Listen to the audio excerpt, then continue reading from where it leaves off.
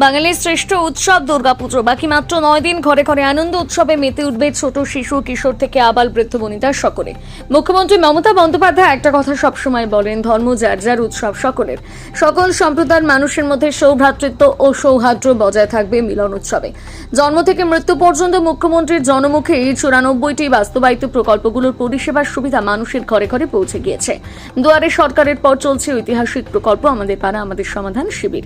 ব্যারাকপুর 2 নম্বর ব্লকের 6টি পঞ্চায়েতে এলাকায় গত 1.5 বছর অধিক সময় ধরে চলা সাত সকালে দুয়ারে সভাপতির অভূতপূর্ব সাফল্যের পর চালু সাত সকালে পুজোর প্রীতি উপহার প্রদান।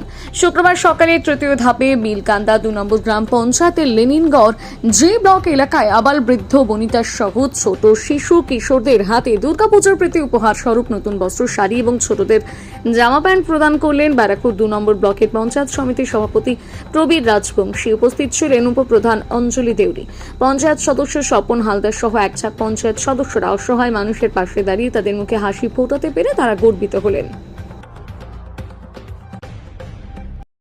কৃষ্ণ রায়, মুকুন্দ রায় উপস্থিত হচ্ছেন, আমাদের সকলের অভিভাবক দুর্গামের পঞ্চায়েত সদস্য মঞ্জু রায়, নির্মুদে সাহা, সবাই এখানে উপস্থিত।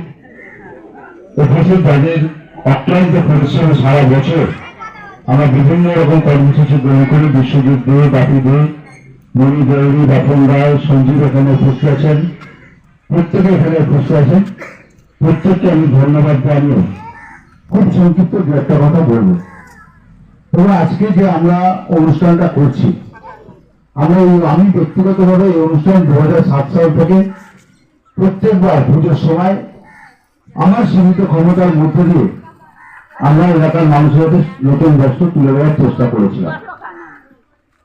কিন্তু বাস্তবিক পরিস্থিতিতে আপনারা জানেন যে বঙ্গজননী মমতা বন্দ্যোপাধ্যায় ক্ষমতায় আসবার পরে প্রায় 90টির উপর প্রকল্প বাংলার মানুষকে উপহার দিয়েছে এবং পরবর্তীকালে তিনি চিন্তা করেছেন যে সমস্ত প্রকল্প বাংলার মানুষের কাছে পৌঁছতে গেলে আর বাংলার মানুষের জন্য অপেক্ষা করলে হবে না, মানুষের কাছে পৌঁছে দিতে হবে।